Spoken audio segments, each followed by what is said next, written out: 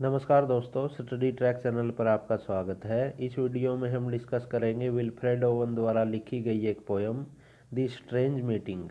इस पोयम को शुरू करने से पहले मैं आपको इस पोयम से संबंधित जानकारी दे दूं, जिससे आपको यह पोयम अच्छे से समझ में आ सके। विल्फ्रेड ओवन द्वारा यह पोयम 1918 की गर्मियों में लिखी गई और इस पोयम का टाइटल स्ट्रेंज मीटिंग पी शेली के work the revolt of Islam में एक कोट पर रखा गया है। इस पोयम में कोई भी स्टैंजा नहीं है। यह 44 लाइन्स की एक पोयम है। इसे लिखने में इयम्बिक पेंटामीटर का यूज हुआ है। इस पोयम को लिखने में पैराराइम का भी यूज हुआ है। दोस्तों, पैराराइम में कॉन्सोनेंट राइमिंग वर्ड मैच होते हैं, लेकिन वोवल मैच नहीं होते। विल्फ्रेड ओवन को प्रथम विश्व युद्ध का सबसे महान कवि माना जाता है।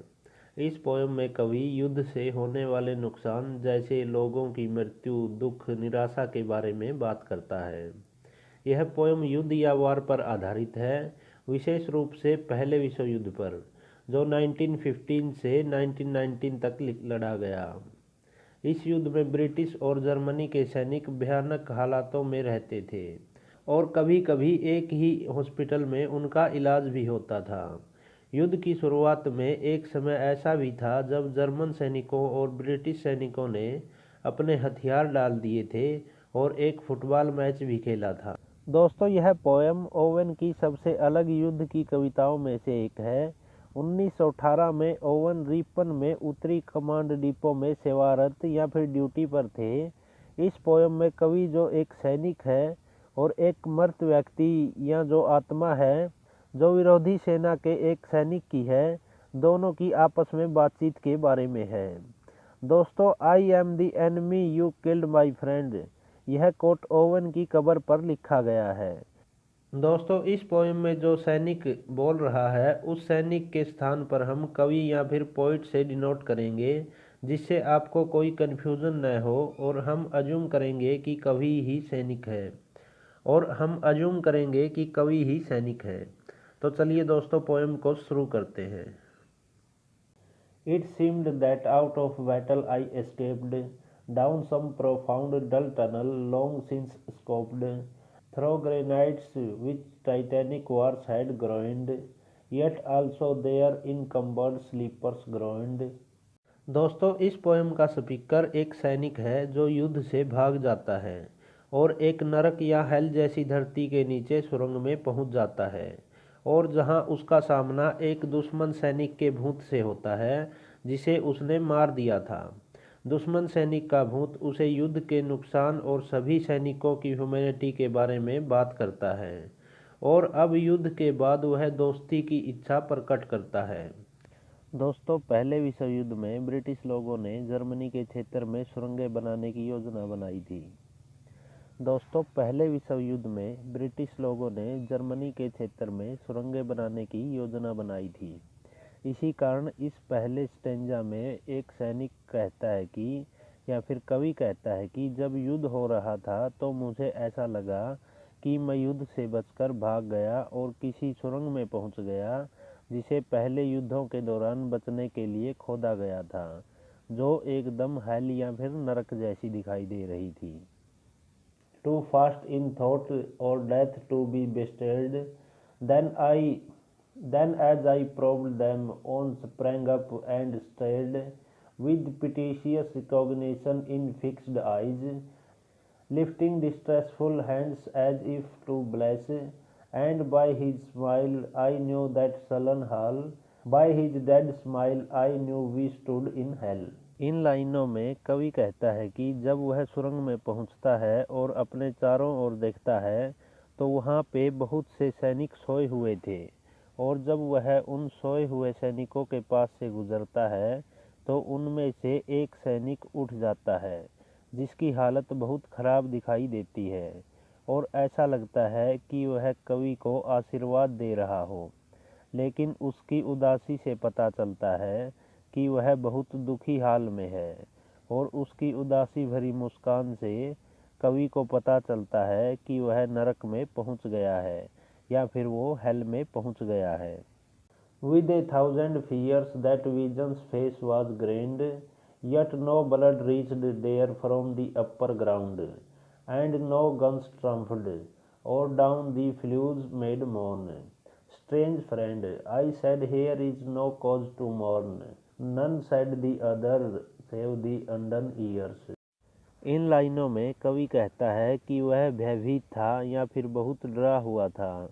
उसे ऐसा लग रहा था कि युद्ध अभी भी हो रहा है, लेकिन वहाँ उसे सुरंग में न तो कोई बंदूक की आवाज़ आई, न ही किसी बम की। वह केवल मरे हुए सैनिकों की खामोशी थी। और आगे कवि वहाँ सैनिक की आत्मा कहती है कि मरने में कोई गौरव नहीं होता, यह केवल युद्ध के कारण मृत्यु है। और कहती है कि जिस प्रकार तुम्हारी जिंदा रहने की इच्छा है, उसी तरह वही इच्छा मेरी भी होती थी। कवि से वह या फिर सैनिक की आत्मा कहती है कि युद्धों में सैनिकों को झूठी शान के लिए लड़ाया जाता है, जिससे उनका जीवन समाप्त हो जाता है, बिना इस कारण के कि वह युद्ध किस कारण लड़ा गया, क्योंकि इसे रोका भी जा सकता था। The hopelessness, whatever hope is yours, was my life also. I want hunting wild, after the wildest beauty in the world, which lies not calm in eyes or braided hair, but mocks the steady running of the hour, and if it grieves, grieves richlier than here. इन लाइनों में सैनिक की आत्मा कहती है कि मैं दुनिया की सबसे जंगली सुंदरता के पीछे जंगली शिकार करने गया था। दोस्तों, युद्ध में जो शहीदों की गौरवपूर्ण कहानियाँ सुनाई जाती हैं, जो कहानियाँ सैनिकों को युद्ध से पहले सुनाई जाती हैं, वो इतनी गौरवपूर्ण नहीं होती, क्योंकि युद्ध में बहुत से लोगों की मृत्यु होती है, जो कि एक दुख का कारण। इससे हमें गर्व महसूस नहीं होना चाहिए। For by my glee might many men have laughed, and of my weeping something has been left, which must die now. I mean the truth untold, the pity of war, the pity was distilled. इन लाइनों में कवि खुशी और दुख दोनों को प्रस्तुत करते हैं, क्योंकि वह सैनिक की आत्मा कवि से कहती है कि मेरी खुशी से बहुत से लोग हंस सकते थे, लेकिन जब मेरी मृत्यु हुई, उस कारण कुछ चीज़ें थोड़े समय के लिए बच गई। यहाँ इस युद्ध के कारण होने वाले ज़्यादा लोगों को मरने से बचाया जा सकता था, यदि युद्ध को रोक दिया जाता, लेकिन यदि युद्ध आगे और चलेगा तो बहुत से लोगों को मेरे जैसे दुख का सामना करना पड़ेगा। इन लाइनों में कवि बताना चाहता है कि एक युद्ध किस तरह मनुष्य की भावनाओं और अनुभवों को दुख पहुँचाता है, और दुख भरी यादें और निराशा ही केवल मनुष्य के पास रह जाती हैं। Now men will go content with what we spoiled, or discontent, boil bloody and be spilled.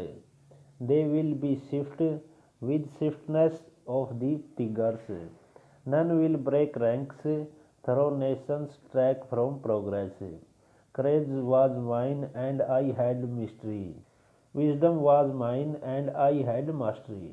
इन लाइनों में उस मरे हुए सैनिक की आत्मा कहती है कि अब लोग उसी से संतुष्ट होंगे जो हमने बिगाड़ा है, या जो युद्ध के दौरान हमने तबाही मचाई है, जिसमें बहुत से लोग मारे गए, बहुत से बेघर हो गए, बहुत से अपाहिज हो गए। या फिर वो लोग इन सब को स्वीकार करके शांत हो जाएंगे और अपने आने वाले भविष्य के बारे में सोचेंगे। और यदि वे ऐसा नहीं करते हैं और इन सब से नहीं सीख लेते हैं, तो युद्ध को वो आगे भी जारी रखेंगे, जिस कारण हिंसा भी बनी रहेगी, जिस कारण उन्हें और अधिक दुख व निराशा का सामना करना पड़ेगा, और वे युद्ध लड़ते लड़ते शेरनी की तरह निर्दयी या क्रूर हो जाएंगे। दोस्तों, शेरनी को यहाँ मनुष्य की क्रूरता को दर्शाने के लिए प्रयुक्त किया गया है, जो उसने प्रकृति से सीखा है। और आगे वह आत्मा कहती है कि यदि आगे भी कोई सैनिक इन सब चीज़ों को नहीं तोड़ेगा जो उसने समाज से सीखी है, जिसका लोगों को ये भी नहीं पता कि यह झूठी व आधी बातों को उनको बहुत नुकसान पहुंचाती है, और यदि मनुष्य अच्छाई और बुराई को नहीं पहचानेगा, तो उसे कोई फर्क नजर नहीं आएगा कि उसका देश आगे बढ़ रहा है या नहीं, क्योंकि युद्ध के दौरान एक देश को बहुत नुकसान उठाना पड़ता है, जिससे वो आर्थिक रूप से, सामाजिक रूप से भी कमज़ोर हो जाता है। To miss the march of the retreating world into vain citadels that are not veiled, then when much blood had cogged their chariot wheels। इन लाइनों में आगे सैनिक की आत्मा कहती है कि लड़ने का साहस मेरे पास नहीं था और दुनिया के रहस्यों के बारे में भी मैं नहीं जानता था। दूसरे जीवों की तुलना में बुद्धि भी मेरे पास और अच्छे से लड़ने की महारत भी मुझे आती थी, लेकिन मैंने इस दुनिया के लिए मैं अपनी सारी चीज़ों का सही इस्तेमाल नहीं कर पाया, क्योंकि युद्ध के दौरान उसके सभी व्यक्तिगत गुण खो गए, क्योंकि समाज में इतनी सुरक्षा भी नहीं थी कि वह अपना जीवन शांति से व्यतीत कर सके। I would go up and wash them from sweet whiles, even with truths that lie too deep for tent. I would have poured my spirit without stint, but not through wounds, not on the chest of war. For heads of men have bled where no wounds were। इन लाइनों में कवि से सैनिक की आत्मा कहती है कि युद्ध में जिस रथ के पहिए खून से लथपथ या भरे हो, उन्हें सत्य के साथ धो सकते हैं। दोस्तों, यह जो खून से रथ के पहिए के रूप में दर्शाया गया है, इससे कवि का अर्थ है कि जब किसी युद्ध में लाखों या हजारों लोगों का नरसंहार होता है, तब जमीन पर कहीं भी ऐसी जगह नहीं बचती जहां खून न गिरा हो। और अगर किसी रथ को आगे बढ़ाया जाता है तो उसके पहिए भी इतने अधिक खून के कारण खून से भर जाते हैं।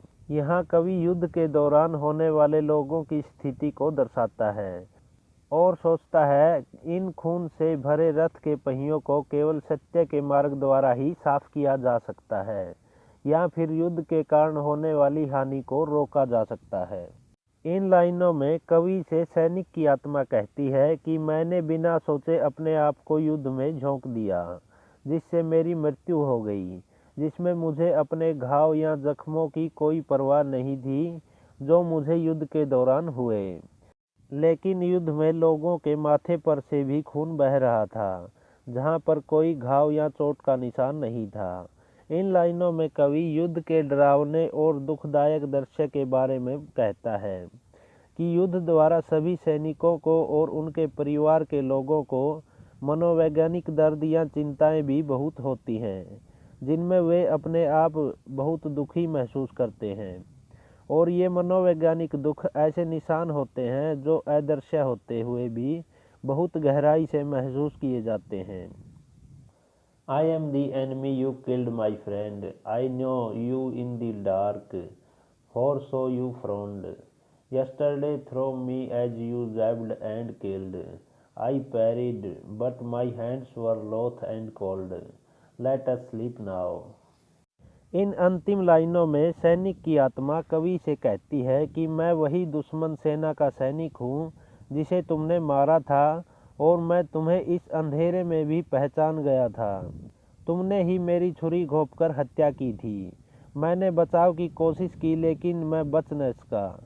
लेकिन दोस्तों, अब उस सैनिक की आत्मा के मन में कवि के प्रति कोई गुस्सा नहीं है, इसलिए अब वह आत्मा कवि से कहती है कि चलो अब मेरी तरह सो जाओ, या मेरे पास आकर सो जाओ। दोस्तों, यह एक उदासी भरी या दुख भरी पोयम है। यह माना जाता है कि वे दोनों विरोधी सेनाओं के सैनिक जो इस पोयम में दिखाए गए हैं वो मर चुके हैं। इसमें कवि का कहना है कि युद्ध किसी भी समस्या का समाधान नहीं है, क्योंकि इसके कारण निराशा, दुख, नुकसान ही होता है। लेकिन लोगों को इस बात का पता होने के बावजूद बहुत से युद्ध आज भी जारी हैं और बहुत से बेकसूर लोग आज भी मर रहे हैं। दोस्तों, यह पोयम ओवन की सबसे अलग युद्ध की कविताओं में से एक है। 1918 में ओवन ने रिपन में उत्तरी कमांड डिपो में सेवारत ड्यूटी पर थे। दोस्तों, इसी के साथ यह पोयम कंप्लीट होती है। यदि आपको पोयम अच्छी लगी हो तो लाइक, शेयर, कमेंट ज़रूर करें, और ऐसी ही स्टडी रिलेटेड वीडियोज़ को देखने के लिए हमारे चैनल स्टडी ट्रैक को सब्सक्राइब कर लें और साथ ही बेल आइकन को भी ऑन कर दें, जिससे आने वाली वीडियोज़ की नोटिफिकेशन आपको पहुंच सके। धन्यवाद।